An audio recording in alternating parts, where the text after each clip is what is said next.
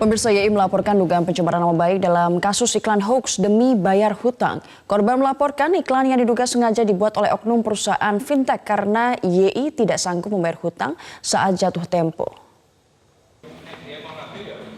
Ditemui saat jumpa pers di salah satu pusat pertokohan di Solo Baru, Sukoharjo, Jawa Tengah, korban YI menggandeng kuasa hukum dari Lembaga Bantuan Hukum LBH Solo Raya. Kuasa hukum YI telah melaporkan kasus hoax tersebut atas dugaan pencemaran nama baik YI selaku korban. Korban YI diketahui telah meminjam uang dari 4 fintech dalam waktu yang berbeda. Karena belum sanggup membayar saat jatuh tempo, YI mengaku mendapatkan teror. Teror yang paling parah dialami YI yakni menyebarnya poster foto dirinya dengan tulisan rela digilir demi membayar hutang. Dalam poster tersebut tertera hutang YI sebesar Rp1.540.000. Atas viralnya poster tersebut di medsos, YI pun melapor kepada pihak kepolisian. Saat ini kasus YI tengah diselidiki oleh pihak kepolisian. Jadi saya punya asumsi ya, itu kan ada beberapa.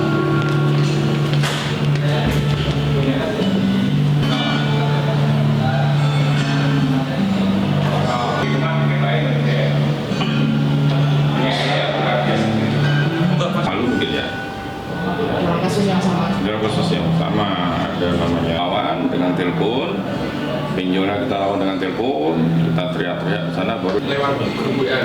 Kemarin penyebarnya lewat grup WA aja. Mau ya juga. Sudah, Pak. Oke, mari-mari. Ya, siap. Jadi ini banyak untuk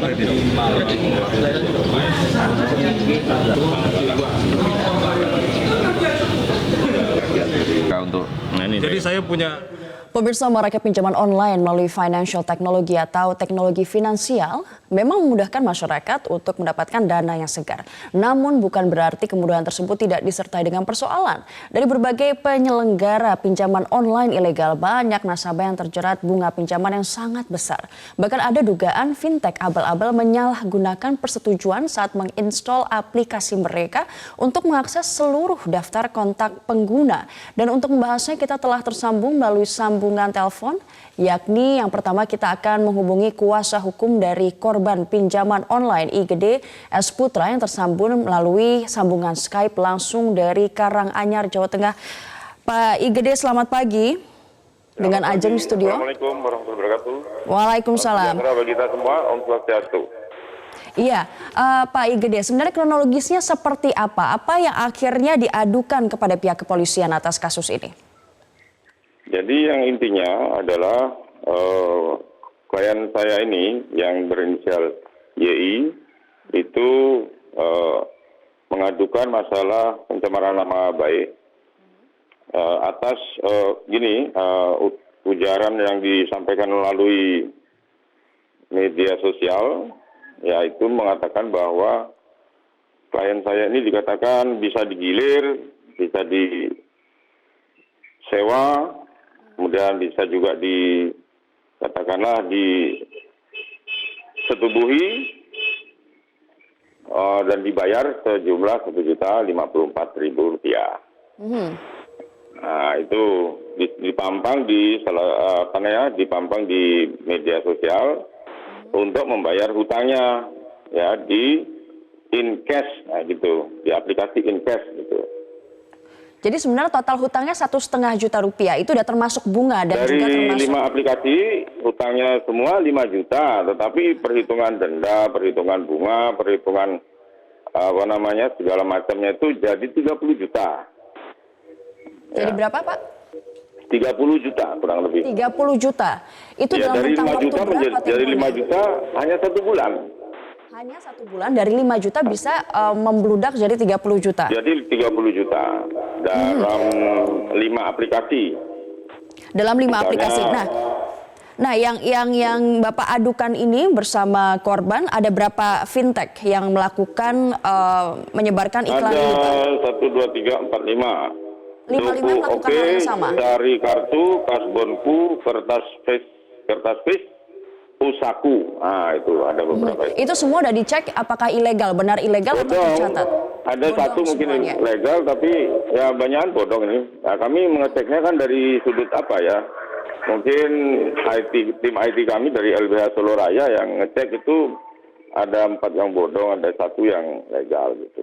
Tapi ketahuan orang di balik dari fintech itu siapa? Nggak tahu. Mereka sekarang kan nagihnya pakai mesin itu. Kalau dulu pakai orang, biasanya orang yang nada-nadanya itu seperti orang timur, orang mana Indonesia bagian timur, bagian tengah. Dari dalam pengaduan Bapak hanya mengadukan sejumlah nama sesuai dengan aplikasi saja, tetapi orang di balik itu juga belum ketahuan ya Pak ya? Belum ketahuan. Oke, sekarang keadaan korban seperti apa Pak? Bagaimana? Keadaan korban sekarang seperti apa? Ini sudah kami konsultan dengan psikiater dari Jogja, ya, Ibu Rosi, yang kebetulan kemarin nelpon saya, Pak, kalau pasiennya katakanlah stres berat, nanti bisa kami yang tangani dari Jogja. Tanggal 29 nanti datang dia. Oke, harapannya Pak apa ke depannya?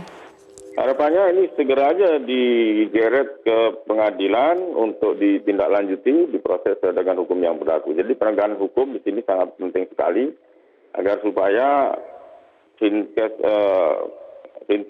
yang ada di Indonesia ini ditertibkan, bahkan yang terlanjur ini terlanjur ini dipidanakan lah begitu. Oke, Pak Igede, kita konfirmasi kepada pihak OJK, tolong ditunggu sebentar, jangan dimatikan dulu teleponnya. Sudah tersambung dengan sambungan telepon pemirsa Ketua Satgas Waspada Investasi Tongam L. Tobing. Pak Tongam, selamat pagi. Selamat pagi, Bu. Ya, ini bukan kasus yang pertama kali. Banyak sekali korban dari fintech ilegal. Nah, sejauh ini pihak Bapak sendiri bagaimana cara pencegahannya dan penanganannya? Ya, pertama-tama ingin kami sampaikan bahwa tindakan penagihan tidak beretika berupa intimidasi, teror, dan pelecehan yang dilakukan oleh pinjaman online ini adalah kegiatan-kegiatan yang tidak bisa kita tolerir tentunya. Dan perbuatan-perbuatan yang terakhir ini adalah tidak manusiawi. Oleh karena itu, kami mendorong proses penegakan hukum terhadap para pelaku ini. Karena ini sudah masuk ke ranah dugaan tindak pidana yang bisa dilakukan proses hukum tentunya. Kegiatan-kegiatan ini memang dilakukan oleh fintech lending ilegal. Kalau kita lihat saat ini, fintech lending ilegal ini, tindakan kami dari Satgas Waspada Investasi melakukan penanganan. Saat ini ada 1087 fintech ilegal yang telah kami tangani dan kami blokir melalui Kemenkominfo. Dan juga kami umumkan kepada masyarakat bahwa fintech ilegal ini kecenderungannya adalah melakukan penipuan dan melakukan teror kepada masyarakat. Dan kami juga sudah menyampaikan informasi fintech 1087 ini sebagai laporan informasi ke kepolisian untuk ditindaklanjuti. Nah, kegiatan-kegiatan... Kalau misalnya diblokir Pak, tapi orang di belakang fintech ilegal ini kan tidak diketahui. Kayak tadi kasusnya korban YI, dia tidak tahu. Aplikasinya mereka tahu namanya, tetapi korban atau pelaku di belakang itu mereka nggak tahu. Bagaimana kalau cuma hanya diblokir? Pengembalian uangnya atau seperti apa? Ciri-ciri utama memang fintech ilegal ini tidak diketahui identitas dan alamat kantor yang jelas. Dan mereka itu juga berganti-ganti nomor teleponnya. Oleh karena itu memang kegiatan-kegiatan ini dan saat ini sangat marak juga. Karena apa? Kemudahan orang saat ini melakukan membuat suatu aplikasi melalui situs atau Google Play Store untuk membentuk suatu penawaran-penawaran aplikasi pinjaman online. Kemudian yang kedua, masalah yang utama bagi kita adalah bahwa kita ketiadaan undang-undang tentunya yang bisa menjerat pelaku fintech ilegal ini di dalam ranah pidana. Ya, karena coba kita bandingkan dengan undang-undang perbankan atau undang-undang asuransi, di mana perbankan yang menghimpun dana tanpa izin itu merupakan tindak pidana di sana, atau asuransi yang melakukan kegiatan asuransi merupakan tindak pidana. Oleh karena itu, kegiatan-kegiatan fintech lending ilegal ini masih marak di samping tadi kemudahan membuat aplikasi di dalam perkembangan teknologi informasi ini dan memang ketiadaan undang-undang yang menjerat fintech ilegal ini. Yang terjadi adalah undang-undang ini apakah diperjuangkan untuk ke depannya? Iya, kita mendorong supaya segera dibentuk undang-undang untuk salah satu pasal yang kita harapkan adalah bahwa penyelenggara fintech ilegal bisa dipidana. Nah, kegiatan-kegiatan fintech lending ilegal ini adalah kegiatan yang memang kita tidak tahu servernya itu ada banyak di luar negeri, kita nggak tahu di mana alamatnya. Tetapi Satgas Waspada Investasi dari satu sisi kita menangani fintech ilegal ini, di sisi lain yang paling utama kami lakukan adalah edukasi kepada masyarakat untuk meningkatkan pemahaman kepada masyarakat. Karena apa? Masyarakat apabila ingin meminjam, pinjamlah pada fintech lending yang terdaftar di OJK. Ada daftarnya, bisa dilihat di website OJK, ojk.go.id. Di sana ada saat ini 113 pinjaman fintech lending yang terdaftar. Aha. Pak Tongam, tentang syarat dan ketentuan, memangnya harus untuk melihat atau kita harus meng-approve syarat dan ketentuan agar mereka bisa mengakses data di handphone kita, itu harus? Ya, jadi fintech lending ilegal ini pada saat kita mau minjam, ada persyaratan di sana bahwa mereka meminta izin untuk mengakses semua kontak, semua data yang ada di HP kita. Kalau kita nggak izinkan, dia tidak terjadi pinjamannya. Tetapi karena masyarakat kita mungkin secara sadar bahwa mereka membutuhkan uang, kemudian mereka mengatakan mengizinkan. Disinilah awal mula permasalahan itu. Data-data kontak kita, data-data kontak orang lain yang ada pada HP kita, dan data-data yang ada pada penyimpanan HP kita, semua bisa diakses. Di Dan fintech ini legal digunakan. ini juga menjadi syarat dan ketentuan nggak, Pak? Gimana, Bu? Di fintech legal yang bukan ilegal. Fintech legal tidak dilarang. Enggak. Fintech legal itu hanya bisa mengakses 3, yaitu kamera, mikrofon, dan location. Tidak ada fintech yang legal bisa mengakses kontak atau data-data yang ada di HP. Nah, ini itu yang harus dicatat juga bagi masyarakat apabila melakukan pinjaman, ini memang harus waspada. Kalau misalnya mereka meminta untuk mengakses data, itu sudah pasti ilegal. Seperti itu ya, Pak Tongam? Pasti ilegal. Oke, kita akan menuju ke kuasa hukum dari korban dulu. Pak Igede masih bersama kami? Ya, siap, masih. Iya, sejauh ini seperti apa proses hukumnya? Apakah sudah ada titik terang siapa orang di balik itu? Pelakunya yang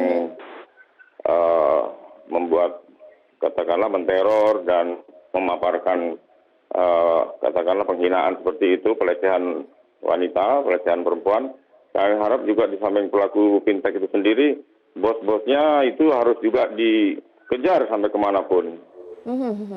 Kita ada orang dari OJK, Pak, di sini sekarang. Dikejar, artinya institusi kita yang terkait dengan masalah ini, termasuk kepolisian, termasuk OJK, soalnya itu harus mengejar sampai ke luar negeri pun harus dikejar.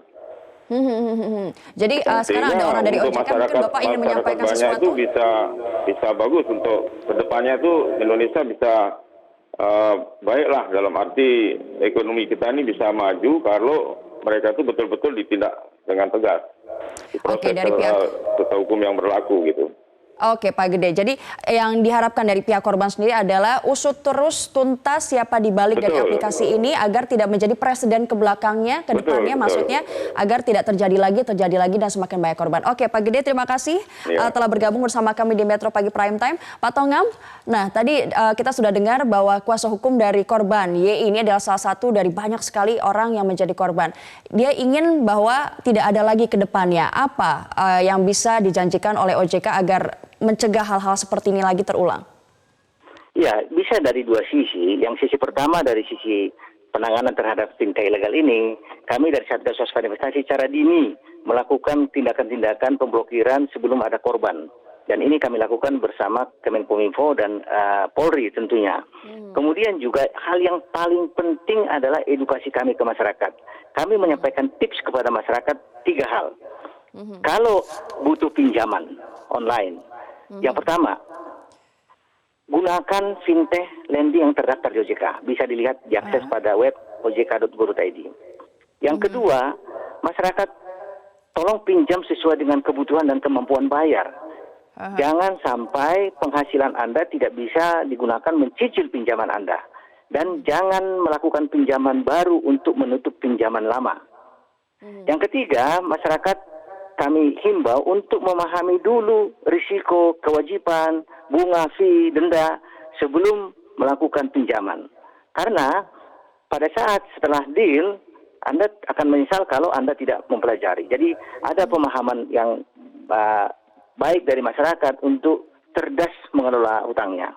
Dan nah itu dari segi pencegahan, Pak. Tapi kalau misalnya dari segi proses hukum dan penuntutan, ini banyak sekali yang dilakukan oleh korban. Apa yang bisa dijanjikan oleh pihak OJK bekerjasama dengan sejumlah pihak?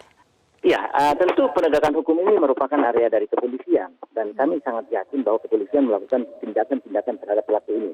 Termasuk juga tadi bahwa yang diseret dalam proses hukum ini tidak hanya pelaku yang melakukan teror, tetapi juga para pengurus-pengurusnya yang menyuruh melakukan tentunya. Ini bisa dikenakan juga pasal-pasal di pidana, pasal 55, turut serta melakukan atau penyertaan. Jadi tidak hanya pada pelaku yang di escalation, tetapi juga para pimpinan-pimpinan perusahaan ini tarik sehingga memberikan efek jerah kepada yang lain untuk melakukan kegiatan ini. Tapi kan pengusutannya tidak mudah Pak, karena ini IT gitu. Adakah terobosan baru atau terobosan yang muktahir agar orang-orang seperti ini tidak mengulangi lagi, tidak muncul lagi dengan aplikasi dengan nama yang berbeda untuk korban-korban lainnya gitu Pak? Ya, kepolisian mempunyai IT yang sangat baik di cyber tentunya, dan mereka memiliki kemampuan untuk melakukan kegiatan-kegiatan penyidikan terhadap masalah-masalah atau kasus di IT. Oke, baik. Pak Tongam L. Tobing, terima kasih telah berbagi informasi bersama Metro Pagi Prime Time. Terima kasih dan selamat beraktivitas.